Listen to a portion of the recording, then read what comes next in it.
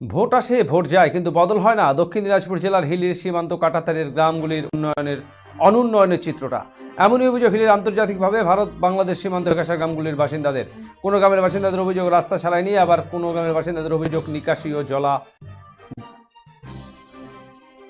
জল জমা নিয়ে, আবার কোনো গ্রামের বাসিন্দাদের অভিযোগ পথপাতি না থাকা নিয়ে। গত 5 বছরে ভোট হয়েছে 3বার, আরও একটি লোকসভা ভোট শিওরে, কিন্তু প্রতি ভোটই রাজনৈতিক দলগুলির প্রার্থীরা এসে বাসিন্দাদের এলাকার উন্নয়নের প্রতিশ্রুতি দিলেও আজও পূরণ হয়নি গ্রামবাসীদের এই ন্যূনতম দাবি।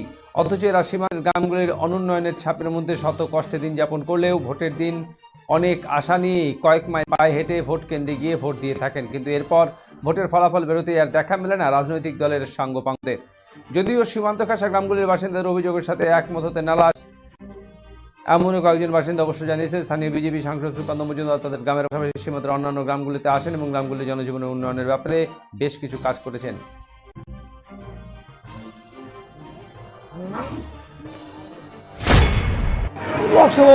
এখন তো সব মোদিজি ছাড়া আর তো কেউ নাই। আপনাদের এই গ্রামের উন্নয়ন কেমন হয়েছে? গ্রামের উন্নয়ন দেখুন, এই উন্নয়ন তো ওই যে থমকে আছে কতদিন ধরে, উন্নয়নের সঙ্গে স্বাদ নাই। আপনাদের গ্রামে এই সাংসদ যে আছে সেই সাংসদ এই গ্রামে আপনাদের আসে? আপনাদের এমনি কোনো সমস্যা আছে গ্রামে, যেমন পানীয় জল, রাস্তাঘাট? এগুলো তো আস্তে আস্তে সব হচ্ছে, এখন তো এগুলো সমস্যা না। সুকান্ত মজুমদার যদি পুনরায় সাংসদ হয়ে আসে, আপনারা কি দাবি রাখবেন? সুকান্ত মজুমদার আসলে তো অনেক রকম দাবি এবং কাজ করেছে। আমরা তো এর আগে দেখছি 34 বছরে বাম জামানায় রনেন বর্মন, ফরাজ বর্মন, অনেক বর্মন ছিল, তারপরে 5 বছর রফিতা ঘোষ ছিল, কিচ্ছু করেনি। সুকান্ত মজুমদার এসে অনেক কিছু করে ফেলছে।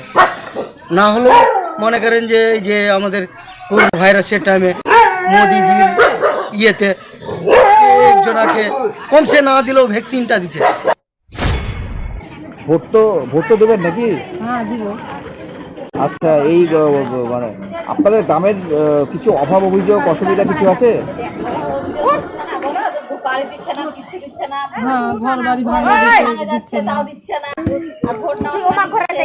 কিছু পায় না, আমরা খালি